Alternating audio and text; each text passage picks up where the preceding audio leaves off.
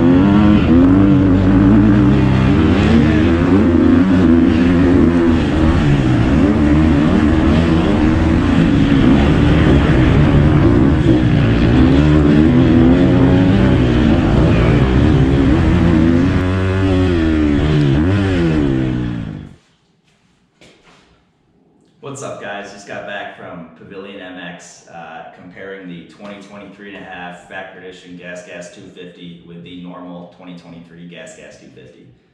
Firstly, I want to apologize. I just moved into a new house and the garage walls are purple. I think I gotta change that, kind of a lame color. But getting back into the bikes, I ran on this bike you guys just saw a 228, and on the 2023 I ran a 231. So I was a little faster on this. Obviously, I've ridden this bike a lot more. I jump on the bikes back to back in the same session practice. I've got a couple laps on each, just compared raw lap times. There are a lot of significant differences I'd like to touch on between this and the 23. First thing, getting into the chassis, the 2023 GasGas is a lot softer. That's the first thing you notice when you sit on the bike. The rear springs feels like it's developed a lot softer. When you sit on it, you really kind of sink down into the bike, which for me, I actually like that coming into corners. It really sat its back end down into a corner, which allowed me to accelerate through the ruts. I feel I actually cornered better on the 23 than I did on the 2023.5. But coming into braking bumps at high speed, I didn't feel comfortable with how soft it was. It really soaked up every bump, and I feel like there was a good chance I could swap or something along those lines, or just straight up crash. This bike, like I said, is sprung a little stiffer. The frame is stiffer. So when you hit those same braking bumps, you feel them. It's a harsher ride over them, but I feel like the bike and what it's going to do is more predictable than with how soft the 2023 is.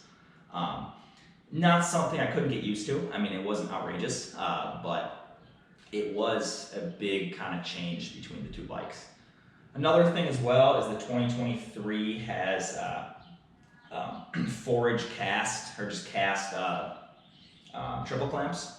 And I didn't think I would feel it as an amateur rider, but I definitely did with how they flexed on the bike when I was riding. It was kind of weird.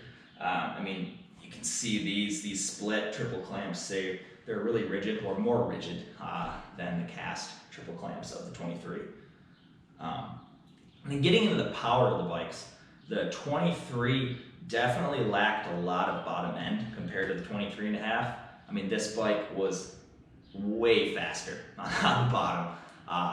That's the first thing I noticed, within a couple corners, is it really picks up on the bottom.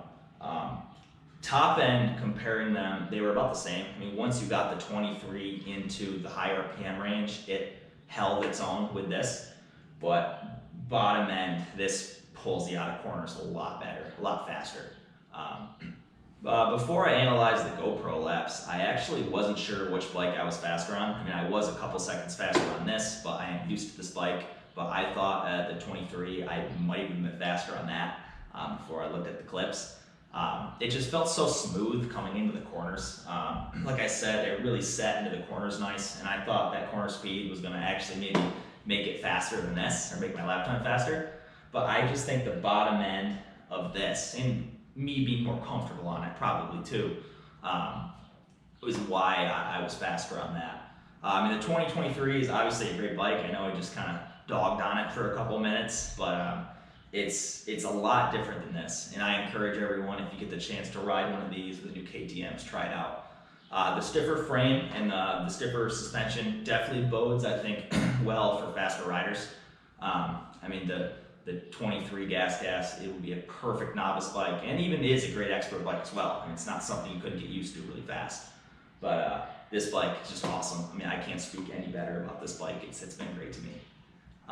So thank you guys so much. If you like this type of content, please like and share, and shoot me a subscription or subscribe.